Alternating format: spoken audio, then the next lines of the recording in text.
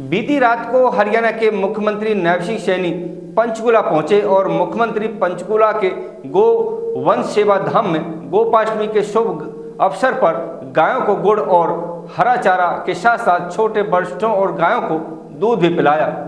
बीती रात को हरियाणा के मुख्यमंत्री नैब सिंह सैनी पंचकूला पहुंचे और मुख्यमंत्री पंचकूला के गोवन सेवा धाम में गोपाष्टमी के शुभ गायों को गुड़ और हरा चारा के साथ साथ छोटे बछड़ों और छोटी गायों को दूध पिलाया। इस गोपाष्टमी कार्यक्रम में संघ के चंडीगढ़ के प्रचारक प्रेम जी, कालका से विधायक शक्ति रानी शर्मा, पूर्व विधानसभा अध्यक्ष ज्ञानचंद गुप्ता, पंचकूला नगर निगम के मेयर कुलभूषण गोयल, शिवालिक मंच के उपाध्यक्ष ओम प्रकाश देवी, नगरिया भारतीय जनता पार्टी के कार्यकर्ता मौजूद रहे। गोपाष्टमी के पावन पर्व पर पंचकूला की गोवन गौशाला में कार्यक्रम का आयोजन किया गया।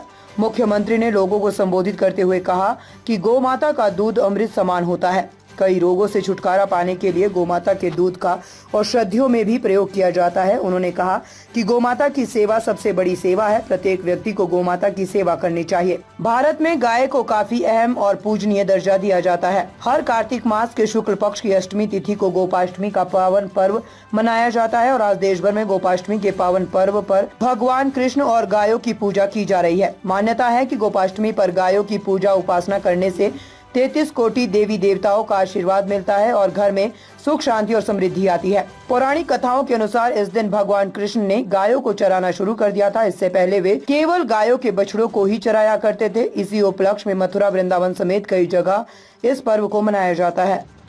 बस थोड़े से नीचे करके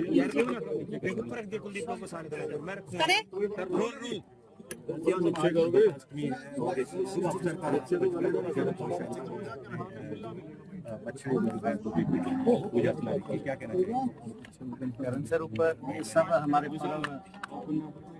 नीचे कर लो मैं थोड़ा सा हमारी संस्कृति और संस्कारों के साथ जुड़े हुए हैं।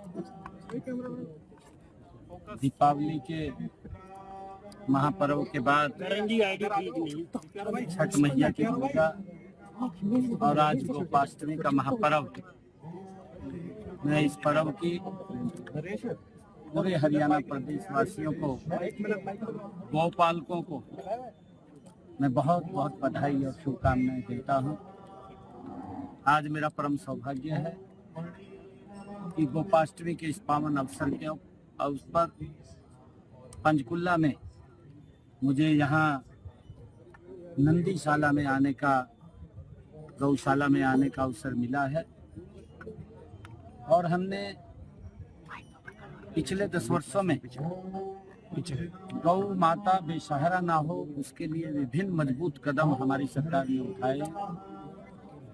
मुझे ध्यान में है 2014 में लगभग 180 के करीब गौशालाएं थी, जो इन पिछले 10 वर्षों में बढ़कर के, चाहे गौशाला है, नंदीशाला है, 650 से ज्यादा गौशालाएं बनी हैं। उनमें इंफ्रास्ट्रक्चर का कार्य भी मजबूती से हुआ है और जो बेसहारा गौ है उसको गौशालाओं में और नंदीशालाओं में उनको वहां ले जाने का काम भी गति से हुआ है। मैं एक अपील भी करना चाहूंगा सभी से, क्योंकि गौ हमारी माता है, कि उसको बेसहारा मत छोड़िए। हमने उसके लिए कई योजनाएं बनाई हैं।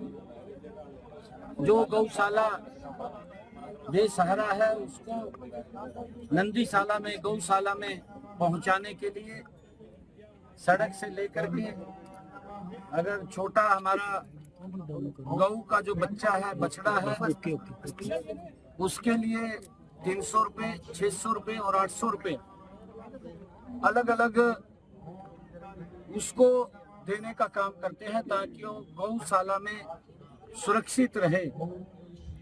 और उसके साथ साथ हमने 10 रुपया, 20 और 25 रुपया